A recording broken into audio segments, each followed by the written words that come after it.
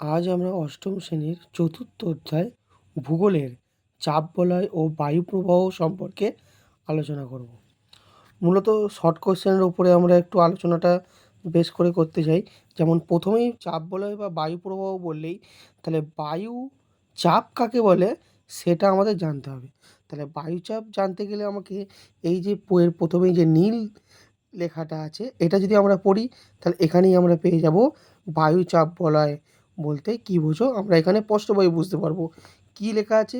পৃথিবী পৃষ্ঠের ওপর নির্দিষ্ট দূরত্বে সমকামী বায়ুস্তর অনুভূমিকভাবে প্রায় 1000 কিলোমিটার জুড়ে পুরো পৃথিবীকে কয়েকটি বলয়ের আকারে বেষ্টন করে আছে। একে বলে বায়ুচাপ বলয়। ঠিক আছে? তাহলে বায়ুচাপ বলয় কাকে বলে বললে আমাকে এটা বলতে হবে। এবার বায়ু চাপ বলয়ের মধ্যে প্রথমে যেটা দেখব নিরক্ষীয় অঞ্চল। নিরক্ষীয় অঞ্চলটা আমাকে দেখতে হবে। নিরক্ষীয় অঞ্চল বলতে কী বোঝো? নিরক্ষরেখার দুপাশে 0 ডিগ্রি থেকে 5 ডিগ্রি অক্ষরেখা পর্যন্ত বিস্তৃত অঞ্চল হলো নিরক্ষীয় অঞ্চল। ঠিক আছে?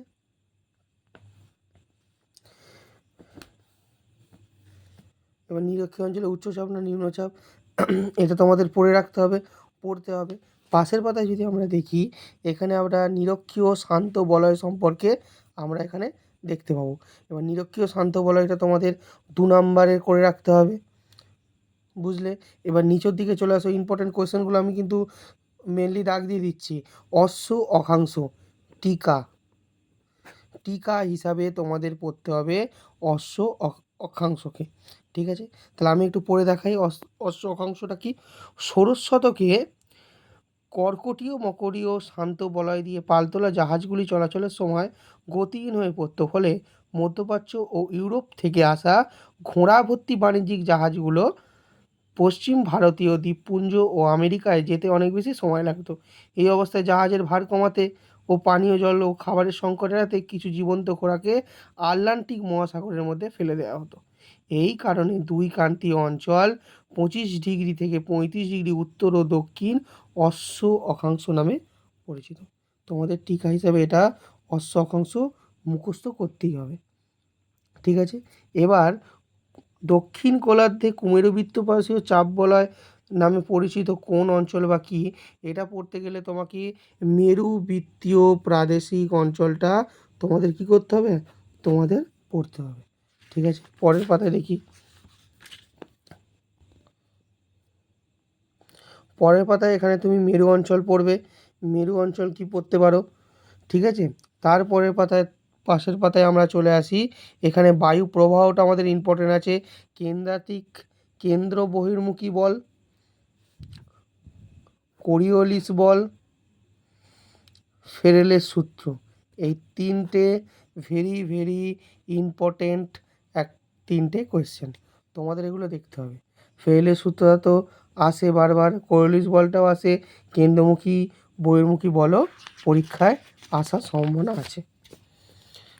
তারপর এই পাতায় ইম্পর্টেন্ট কোয়েশ্চেন হিসাবে 2 নম্বর 3 নম্বর তোমাকে করতে হবে 22 ব্যালটের সূত্র। টিকা হিসাবে তোমাকে করে রাখতে হবে 22 ব্যালটের সূত্র। ঠিক আছে? এবার নিয়ত বায়ু প্রবাহ সম্পর্কে আমরা পড়ব। ঠিক আছে? সারা বছর ধরে নিয়মিতভাবে ভূপৃষ্ঠের সমান্তরালে একই দিকে প্রায় একই গতিবেগে প্রবাহিত বায়ু হলো নিয়ত বায়ু। নিয়ত বায়ু 3 প্রকারের: আয়ন বায়ু, পশ্চিমা বায়ু, মেরু বায়ু। এই যখনই তোমরা আয়ন বায়ু, পশ্চিমা বায়ু আর মেরু বায়ু পড়বে কাকে বলে তার সম্পর্কে পড়বে, তার সঙ্গে তোমাদের কি করতে হবে? এই ছবিগুলোকেও তোমাকে ভালো করে আঁকা প্র্যাকটিস করতে হবে। ঠিক আছে? তা ছবিগুলো সমেত তোমাকে যদি আয়ন বায়ু সম্পর্কে বলে তাহলে কাকে বলে, কি আয়ন বায়ু, তার বৈশিষ্ট্য বলার পরে তোমাকে কিন্তু এই ছবিটা তোমাকে কি করতে হবে? ছবিগুলো তোমাকে এঁকে দেখাতে হবে। ঠিক আছে? পাশের পাতায় দেখে নিই। পাশের পাতায় গুরুত্বপূর্ণ একটি কোশ্চেন হলো কি, আয়ন বায়ুর অন্য নাম কি, বা বাণিজ্য বায়ু কাকে বলে, বা বাণিজ্য বায়ুকে আয়ন বায়ু কেন বলা হয়, আয়ন বায়ুকে বাণিজ্য বায়ু কেন বলা হয়? এটা তোমাদের ইম্পর্টেন্ট কোয়েশ্চেন। আয়ন বায়ুর ইংরেজি নাম ট্রেড ওয়াইন, যার আক্ষরিক অর্থ হলো বাণিজ্যিক বায়ু। আগেকার দিনে পালতোলা জাহাজ এই বায়ু দ্বারায় নির্দিষ্ট গতিপথে বাণিজ্য সামগ্রী নিয়ে চলাচল করতো, তাই এই বায়ুর অপর নাম হলো বাণিজ্য বায়ু। বুঝতে পেরেছো? এবার এরপরে আসছে তোমাকে ITCZ, inter tropical convergence zone বা আন্তঃক্রান্তীয় অভিসরণ অঞ্চল। এটা তোমাকে কী করতে হবে? এটা তোমাকে পড়ে রাখতে হবে টিকা হিসাবে। এরপরে আসে পশ্চিমা বায়ু। পশ্চিমা বায়ু কাকে বলে বা পশ্চিমা বায়ু কী পড়লে তোমায় কিন্তু ছবিটা কী করতে হবে?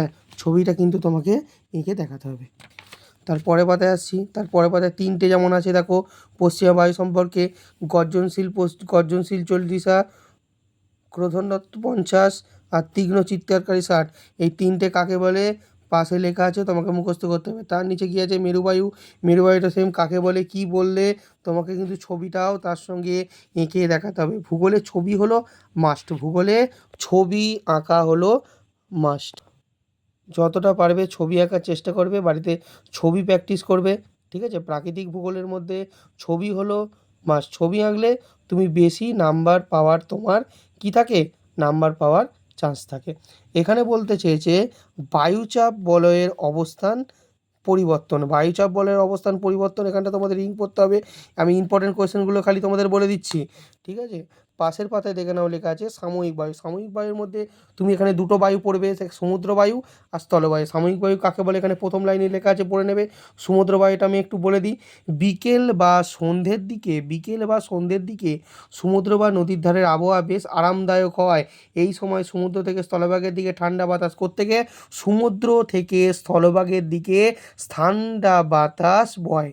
এই বাতাস হলো সমুদ্র বায়ু, ঠিক আছে? সমুদ্র থেকে স্থলভাগের দিকে যে বায়ু যাবে সেটা সমুদ্র বায়ু।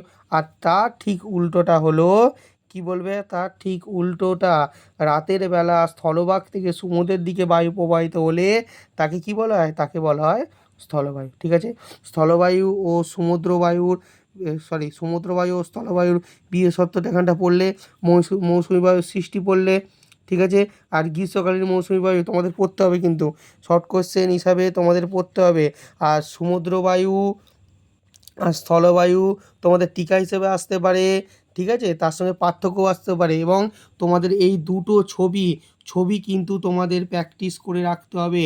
স্থলবায়ু এবং সমুদ্র বায়ুর ছবি সমেত তোমাকে 2 নম্বরের পড়লে তোমাকে কিন্তু ছবি সমেত লিখলে তুমি 2-এ 2 পাবে, তোমার নাম্বার কাটার কোনো স্কোপ থাকবে না।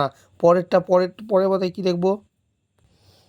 পরের পাতায় এখানে গুরুত্বপূর্ণ জিনিস হলো অ্যানাবেটিক বায়ু আর ক্যাটাবেটিক বায়ু। অ্যানাবেটিক বায়ু আর ক্যাটাবেটিক বায়ু কাকে বলে এবং তাদের পার্থক্য তোমাকে করে রাখতে হবে। তার সঙ্গে কী করতে হবে? পাশে ছবিগুলো দেখো, ছবিগুলো তোমাকে আঁকা কী করতে হবে? আঁকা প্র্যাকটিস তোমাদের করে রাখতে হবে। এবং এখানে স্থানীয় বায়ুর কথা বলা হয়েছে। স্থানীয় বায়ু মানে পৃথিবীর নানা অঞ্চলে বছরের বিভিন্ন সময়ে স্থানীয় কারণে যে বায়ু প্রবাহিত হয় তাকে স্থানীয় বায়ু বলা হয়।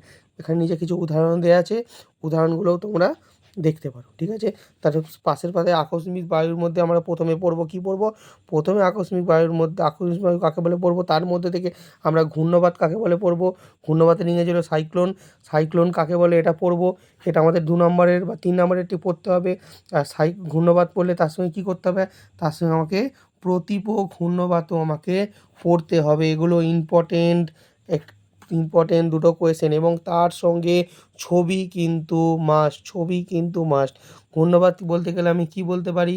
যে কোনো অল্প পরিসর জায়গায় বায়ুচাপ হঠাৎ কমে গেলে কেন্দ্রে নিম্নচাপ তৈরি হয় এবং বাইরের দিকে তুলনামূলক উচ্চচাপ থাকে। এই অবস্থায় উচ্চচাপ অঞ্চল থেকে বায়ু ওই নিম্নচাপ কেন্দ্রের দিকে প্রবাহিত হয়, যে গতিতে বা প্রবল গতিতে কুণ্ডলাকারে পাক খেতে ছুটে আসে, তাই একে বলা হয় ঘূর্ণবর্ত, ঠিক আছে? তাহলে ঘূর্ণবর্ত কি?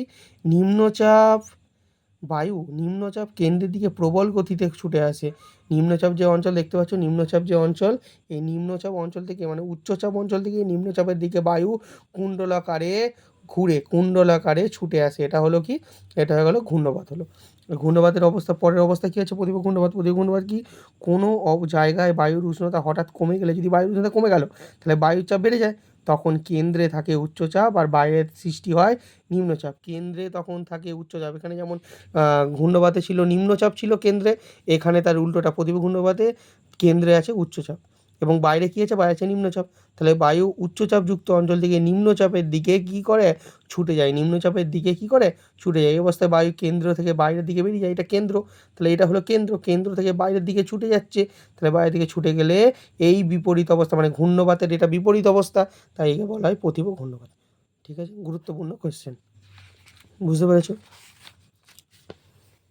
দেখে নাও তোমাদের এই চ্যাপ্টারটা মোটামুটি গুরুত্বপূর্ণ কোয়েশ্চেন তোমাদের বলা হলো। আমার মেনলি চ্যানেলে তোমরা ইতিহাস আর ভূগোলের যে কোনো ক্লাসের 5 থেকে 10 অবধি যে কোনো ক্লাসের তোমরা ভিডিও পেয়ে যাবে।